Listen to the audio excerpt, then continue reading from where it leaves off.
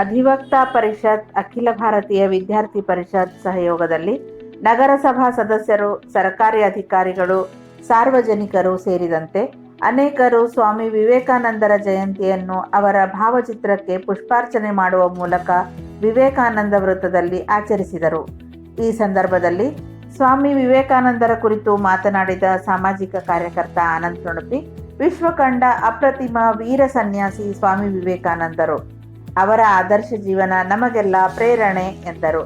ಕಾರ್ಯಕ್ರಮದಲ್ಲಿ ನ್ಯಾಯವಾದಿ ಸಂಪತ್ ಕುಮಾರ್ ಶೆಟ್ಟಿ ಮಾತನಾಡಿ, ಭಾರತದ ಸಂಸ್ಕೃತಿಯನ್ನು ವಿಶ್ವದ ಮನೆಗಳಿಗೆ ಮುಟ್ಟಿಸಿದ ಕೀರ್ತಿ ವಿವೇಕಾನಂದರಿಗೆ ಸಲ್ಲುತ್ತದೆ ಎಂದರು.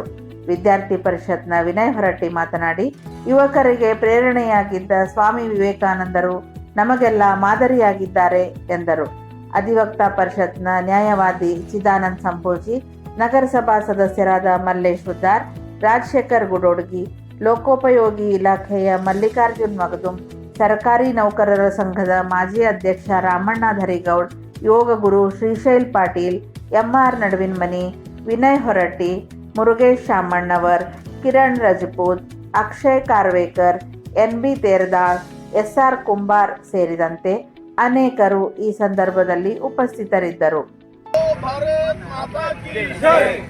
ವೀರ ಸ್ವಾಮಿ ವಿವೇಕಾನಂದರಿಗೆ ಜೈ. ಭಾರತ್ ಮಾತಾ ಕಿ ಜೈ.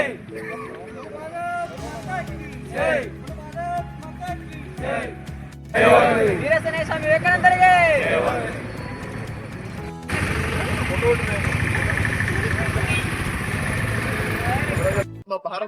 ಭಾರತ ದೇಶ ಕಂಡಂತ ಅತ್ಯಂತ ಶ್ರೇಷ್ಠ ವ್ಯಕ್ತಿಗಳಾದಂತಹ ಸ್ವಾಮಿ ವಿವೇಕಾನಂದರ 163ನೇ ಕಾರ್ಯಕ್ರಮದ ನಿಮಿತ್ತ ಅಥಣಿ ತಾಲೂಕಿನಲ್ಲಿ ಅಖಿಲ ಭಾರತೀಯ ವಿದ್ಯಾರ್ಥಿ ಪರಿಷತ್ ವತಿಯಿಂದ ಸ್ವಾಮಿ ವಿವೇಕಾನಂದರ ವೃತ್ತದಲ್ಲಿ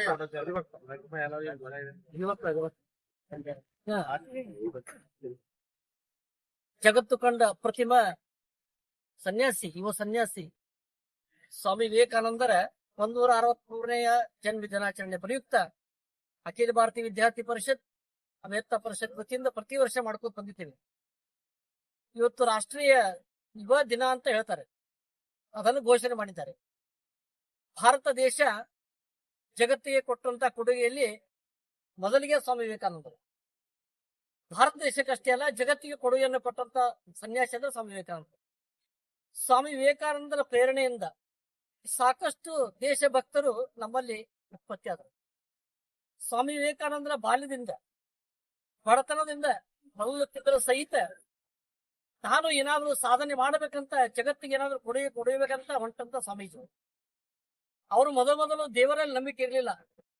ಭಗವಂತನ ಸಾಕ್ಷಾತ್ಕಾರಕ್ಕಾಗಿ ಎಲ್ಲರೂ ಕೇಳಿದ್ರು, ಭಗವಂತ ಎಲ್ಲಿದ್ದಾನೆ ಅಂತ. ಕಡೆಗೆ ಅವರು ಸಿಕ್ಕಂತ ಒಬ್ರು ಗುರುಗಳಂದ್ರೆ ಸ್ವಾಮಿ ರಾಮಕೃಷ್ಣ ಪರಮಹಂಸರು ಅವರಿಗೆ ಸಿಕ್ಕಾಗ ವಿವೇಕಾನಂದರಿಗೆ ಭಗವಂತನ ಸಾಕ್ಷಾತ್ಕಾರ ಮಾಡಿಸಿಕೊಟ್ರು. ಅಂದಿನಿಂದ ಸ್ವಾಮಿ ವಿವೇಕಾನಂದರು ನಮ್ಮ ದೇಶದ ಸಂಸ್ಕೃತಿಯನ್ನ ಜಗತ್ತಿನೆಲ್ಲೆಡೆ ಸಾರಿದರು.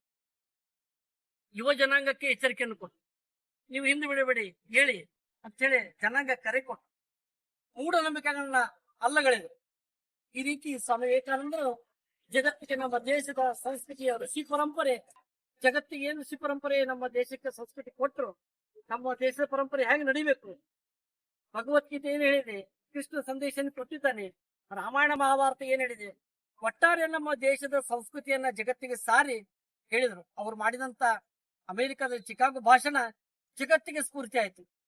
ಈ ರೀತಿ ಸ್ವಾಮಿ ವಿವೇಕಾನಂದರ ಜಯಂತಿಯನ್ನು ನಾವು ಇವತ್ತೆಲ್ಲರೂ ಸಂಭ್ರಮದಿಂದ ಆಚರಣೆ ಮಾಡ್ತಾ ಇದ್ದೇವೆ. ವಿವೇಕಾನಂದರ ನುಡಿಗಳನ್ನ ನಮ್ಮ ಜೀವನದಲ್ಲಿ ಅಳವಡಿಸಿಕೊಂಡು ನಾವು ನೋಡ್ಕೊಂಡ್ರೆ ಅವರಿಗೆ ಅಭಿನಂದನೆ ಸಲ್ಲಿಸ್ತಾನೆ ಅಂತ ಹೇಳಿ ನಾನು ಎರಡು ಮಾತುಗಳನ್ನ. ವಿವೇಕಾನಂದರ ಜಯಂತಿಯಂದು ತಮ್ಮೆಲ್ಲರಿಗೂ ಅಭಿನಂದನೆಗಳನ್ನ ಸಲ್ಲಿಸುತ್ತಾ ಹಾಗೂ ಶುಭಾಶಯಗಳನ್ನ ಸಲ್ಲಿಸುತ್ತಾ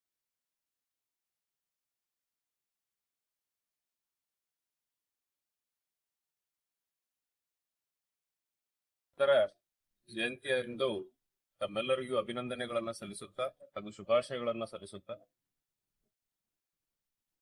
ಈ ಒಂದು ವ್ಯಕ್ತಿತ್ವ ಬಗ್ಗೆ ನಾವು ಹೇಳಬೇಕಾದ್ರೆ ಅಂತಾರಾಷ್ಟ್ರೀಯ ಮಟ್ಟದಲ್ಲಿ ನಮ್ಮ ಭಾರತ ದೇಶದ ಬಗ್ಗೆ ಆಗಲಿ, ನಮ್ಮ ಭಾರತ ದೇಶದ ಸಂಸ್ಕೃತಿ ಬಗ್ಗೆ ಆಗಲಿ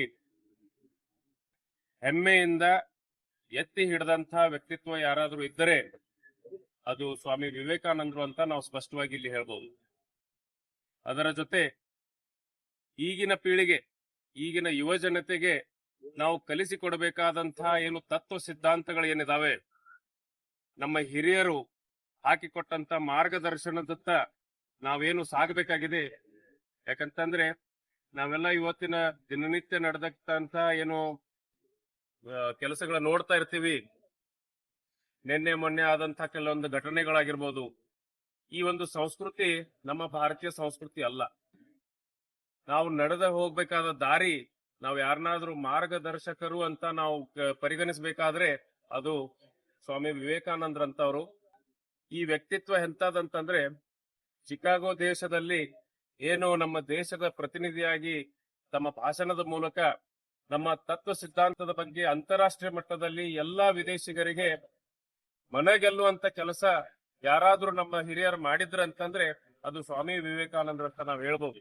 ಅದಕ್ಕೆ ಈ ದೇಶದಲ್ಲಿ, ನಮ್ಮ ದೇಶದಲ್ಲಿ ಸ್ವಾಮಿ ವಿವೇಕಾನಂದರ ತತ್ವ ಸಿದ್ಧಾಂತವನ್ನ ಯುವ ಪೀಳಿಗೆಗೆ ಮುಟ್ಟಿಸುವಂತ ಕೆಲಸ ಯಾರಾದ್ರೂ ಇವತ್ತು ಮಾಡ್ತಾ ಇದ್ರಂತಂದ್ರೆ ಅದು ಅಖಿಲ ಭಾರತೀಯ ವಿದ್ಯಾರ್ಥಿ ಪರಿಷತ್ ಅಂತ ನಾವಿಲ್ಲಿ ಹೇಳ್ಬೋದು.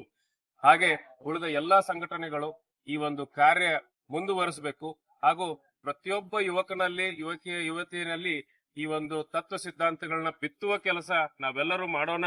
ಮುಂಬರುವ ದಿನಗಳಲ್ಲಿ ನಮ್ಮ ಕನಸಿನ ದೇಶ, ನಮ್ಮ ಕನಸಿನ ಭಾರತವನ್ನ ಕಟ್ಟೋದ್ರಲ್ಲಿ ನಾವೆಲ್ಲರೂ ಒಂದಾಗಿ ಈ ಒಂದು ಕೆಲಸವನ್ನ ಮಾಡೋಣ ಅನ್ನುವಂತ ಮಾತನ್ನ ಹೇಳ್ತಾ ನಾನು 2 ಮಾತುಗಳಿಗೆ